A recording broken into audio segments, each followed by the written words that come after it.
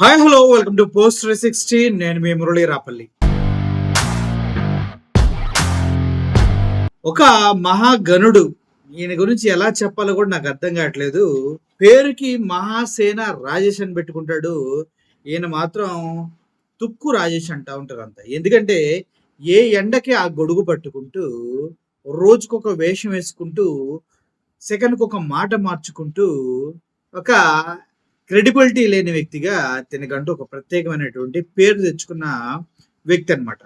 దీని గురించి చెప్పాలంటే అసలు ఏ పార్టీ నీకు వత్తాసపల్లికి డబ్బులు ఇస్తే ఆ పార్టీకి వెళ్ళి నాకుతూ అన్ని మాట్లాడుతూ ఉంటాడు. ఇటువంటి వ్యక్తులను ఏం చేయాలంటే పాపం మనం ఏం చేయలేం. దళితులను ఉద్ధరిస్తా అని చెప్పి సొంతగా వాళ్ళకి వాళ్ళే కొత్త కొత్త రాజకీయ మార్గాలు వేసుకుంటూ పోతూ ఉంటారు వీళ్ళు. అఫ్ కోర్స్ రాజకీయ మార్గాలు వేసుకోవటం తప్పు కాదు, అది ప్రతి ఒక్కరు చేసుకోవచ్చు. కానీ దీనికి దళితులమి అని పేరు పెట్టుకొని అగ్ర కులాల పార్టీలకి తొత్తుగా మారిన కుక్కల గురించి నేను మాట్లాడుతున్నాను. ఇప్పుడు నువ్వు దళితుడివి, నువ్వు పార్టీ పెట్టుకో. అందకృష్ణ మాదిగున్నాడు, ఆయన పార్టీ పెట్టుకోవచ్చు. దళితుడు నువ్వు పార్టీ పెట్టించుకుని పోరాడాలి. అంతేగాని ఎవడ సంఖం నాగడానికి వెళ్తావేంటి ప్రతిసారి? నాకు అర్థం కాదు. అది కూడా గతంలో నువ్వు అమ్మనాభూతులు తిట్టి ఇష్టం వచ్చినట్టు ప్రశ్నించి నైతికత లేని పార్టీ అంటూ నువ్వు మాట్లాడిన పార్టీ కదా.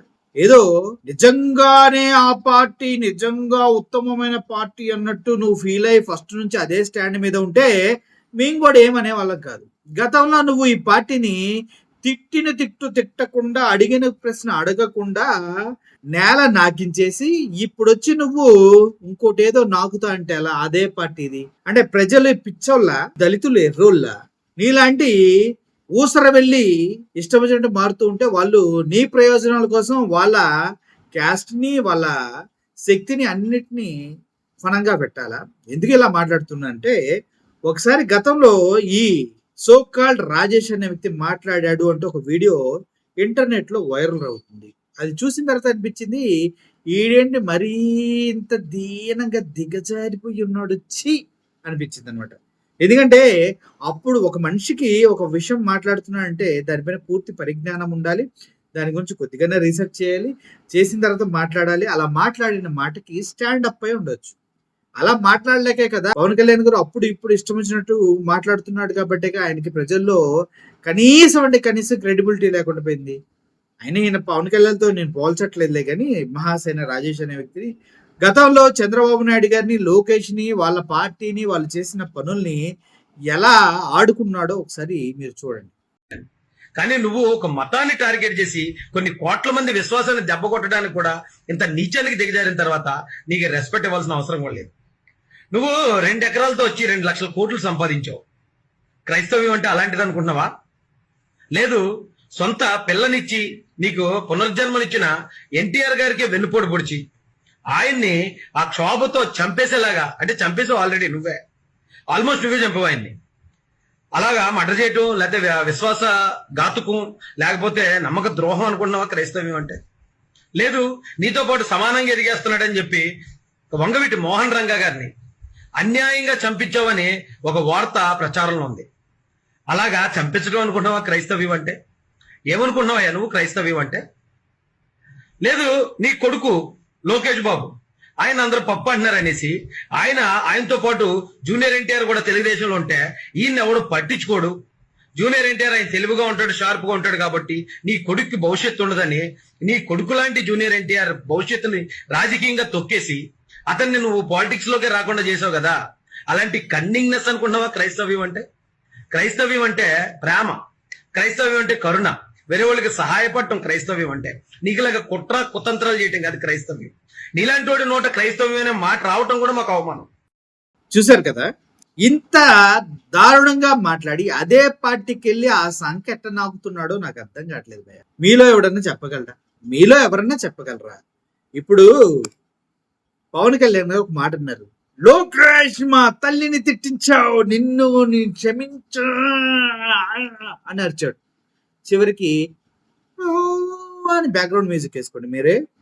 14-15 సంవత్సరాల వరకు చంద్రబాబే సీఎంగా ఉండాలి, చంద్రబాబు సీఎంగా ఉంటే నాకు జెండా కూలీలంతా 3-4 జెండాలు మోసుకుంటా నేను చెప్పినట్టు కుక్కల్లా తిరుగుతూ ఉంటారు అని మాట్లాడింది ఆయనే కదా. అయినా కదా? అంటే 15 సంవత్సరాల వరకు ఈయన సీఎం కాడు. అంత సీన్ లేదు. ప్రతిసారి ఊడిగమే చేస్తాడు. మొన్న కర్ణాటక వెళ్ళి ట్రే పట్టుకుని అందరికి ఫ్లవర్లు అందిస్తున్నాడు. అది తప్పు కాదు. కానీ ఈయన గెస్ట్ ఆ విషయం మర్చిపోయి ట్రేలు అందిస్తున్నాడు చూడు, అది తప్పు. డిప్యూటీ సీఎం ఆ హోదా మర్చిపోయాడు. పక్కనే వాళ్ళ డిప్యూటీ సీఎం ఉన్నాడు, ఆయన చేయట్లా, ఈయనతో చేయిస్తున్నారు. మరి ఏమనాలి?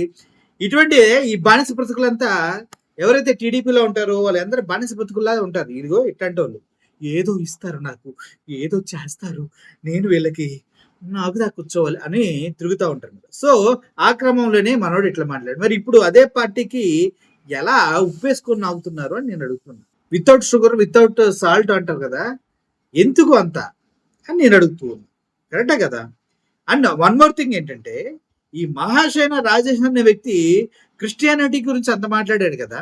గతంలో ప్రవీణ్ పగడాల గారు చనిపోయి ఆ ఫస్ట్ రోజు ఈయన మాట్లాడిన మాటలు, ఇది గ్యారంటీగా హత్య, ఎవడో చేశాడు, అది చేశాడు, ఇది చేశాడు మాట్లాడి అక్కడ నుంచి ఈయన స్టాండ్ మార్చుకుంటా వెళ్ళి ఇది కాదు ఇది అదిరా అని నిరూపించడానికి నానా కష్టాలు పడ్డాడు. అసలు ప్రవీణ్ ప్రగడాల అనే వ్యక్తి యొక్క హత్య కాదా అన్నది ఇప్పటికీ సస్పెన్సే. ఎందుకంటే అక్కడ ఆధారాలు అలాగా ఉన్నాయి. అసలు బైక్ మీద వెళ్ళిన వ్యక్తి అతను కాదని చెప్తూ ఉన్నారు. దానిపైన మళ్ళీ హర్ష కుమార్ మాజీ ఎంపీ ఆయన మళ్ళీ సుప్రీంకోర్టుకి వెళ్ళి దాన్ని రీపోస్ట్ మార్టం కోసం, రీఇన్వెస్టిగేషన్ కోసం అప్పీల్ చేశారు.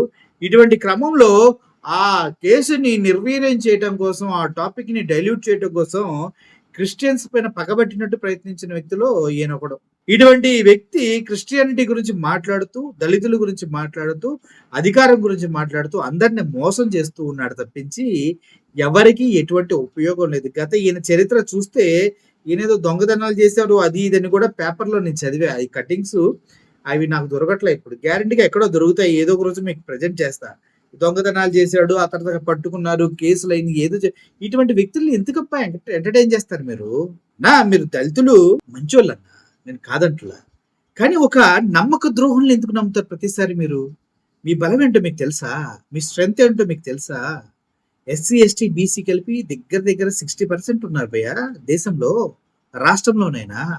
మీరు తలుసుకుంటే రాజ్యాలని మార్చొచ్చు, ఏలొచ్చు. కానీ మిమ్మల్ని ప్రతిసారి లోపభూయిష్టమైనటువంటి హామీల్లో చుట్టేసి ఇట్లాంటి ఫేక్ గల్ని మేము ముందు పెట్టేసి ఎప్పుడు అగ్రకులం వాడు అధికారాన్ని దక్కించుకుంటాడు. ఎందుకు?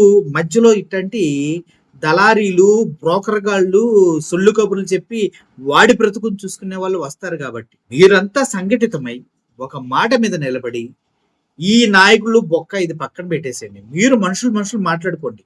మీకు అందరు కలిసి ఒక ఊర్లో, ఆ ఊరు నుంచి ఊరికి ముగ్గురుంటే చాలు భయ్యా. మీరు ఊరికి ముగ్గురుండి ఒక మాట మీదకి తీసుకురండి ఊరిని. దేశ రాజకీయాలని శాసించవచ్చు మీరు. కానీ అది చేయరే. ఎప్పుడు వాడు వందిస్తాడా తీసుకుందాం, వీడు వెయ్యిస్తాడా తీసుకుందాం అనే వాళ్ళతోటి మీరు సంఘటితమై వెళ్తా ఉంటారు. అది రాంగు. ఇప్పుడు మందకృష్ణ మాదిగా ఉన్నాడు. ఇప్పుడు దళితులకు అన్యాయం జరిగితే వస్తాడా? మొన్న పిఠాపురంలో జరిగింది, వచ్చాడా? పిఠాపురంలో దళితుల్ని వెలివేశారు, వచ్చాడా? రాడు. అది ఎప్పుడు వస్తాడు? ఈయన కూడా టీడీపీ తొత్తు కాబట్టి టీడీపీలో నాకుంటా కూర్చుంటాడు కాబట్టి మందకృష్ణ మాది కానీ ఈయన కానీ వస్తారు. అప్పుడు ఏదో ఒకటి చేస్తారు. పోనీ వీళ్ళంతా కలిసి మిమ్మల్ని ఏమన్నా ఒక తాటి మీదకి తీసుకొస్తారంటే సర్ప్రైజులు. ఎలక్షన్ వచ్చిన ప్రతిసారి వీళ్ళకి ప్యాకేజీలు వెళ్ళిపోతాయి. ఈ మాటలు మీటింగ్లు పెట్టి మాట్లాడిన ప్రతిసారి ప్యాకేజీలు వెళ్ళిపోతాయి. ఎవరిని విమర్శించాలి, ఎప్పుడు విమర్శించాలి, ఎలా విమర్శించాలి, ప్రతిపక్ష పార్టీని ఎలా కంట్రోల్ చేయాలనేది అధికార పక్షం వీళ్ళకి ఎప్పుడు ఒక ఇది ఇస్తూ ఉంటుంది, స్క్రిప్ట్ ఇస్తూ ఉంటుంది. దాన్ని వాళ్ళు మాట్లాడుతూ ఉంటారు. వాడి వెనక తోకల్లాగా మీరు తిరుగుతూ ఉంటారు. తోకలు కాదు భయ్య, మీరు తలలుగా మారండి. ఇట్లాంటి మహాశయన రాజేష్, ఆయన ఒకడు మందకృష్ణ మాదిగా, వీళ్ళ వల్ల పడికాల 20 సంవత్సరాల నుంచి పీకుతున్నారు. ఏం పీకింది లేదు, వాళ్ళు ఎదుగుతూ ఉన్నారు అంతే. అందరూ ఒక దగ్గరికి వచ్చి ఇట్లాంటి దరిద్రుల్ని దూరం చేసుకోండి ఫస్ట్, మీ జీవితాలు బాగుపడతాయి. అప్పట్లోనే అంబేద్కర్ పుట్టాడు భయ్యా దళితుల్లో నుంచి. ఇప్పుడు ఎందుకు పుడతలేదంటే ఇలా తొక్కేస్తున్నారు. అప్పుడు ఎంత ఫైట్ చేసి ఆయన పుట్టాడు. ఇప్పుడు ఎవరైనా వాస్తవాలు మాట్లాడితే మళ్ళీ దళితుల్ని వాళ్ళని తొక్కేస్తారు, వాళ్ళని పైకి రానివ్వరు. ఇదంతా ఈ మహాసేన రాజేష్, ఇలా మందకృష్ణ మాదిగా ఇటువంటి అవకాశవాదులు ఉన్నటువంటి ప్రదేశంలో జరుగుతూ ఉంది. కాబట్టి మీరు ఎదగట్లేదు, ఎదగండి. ఈ దరిద్రుల్ని ఫస్ట్ పక్కన పడేయండి. ఈ మహాసేన రాజేష్ అనేవాడు పచ్చి అవకాశవాది. పక్కా అదేదో అంటారు పోలీసు భాషలో 20 ఏదో ఆ టైప్. ఆలోచించుకోండి. Thank you for watching this video. Murali signing off. Thank you so much.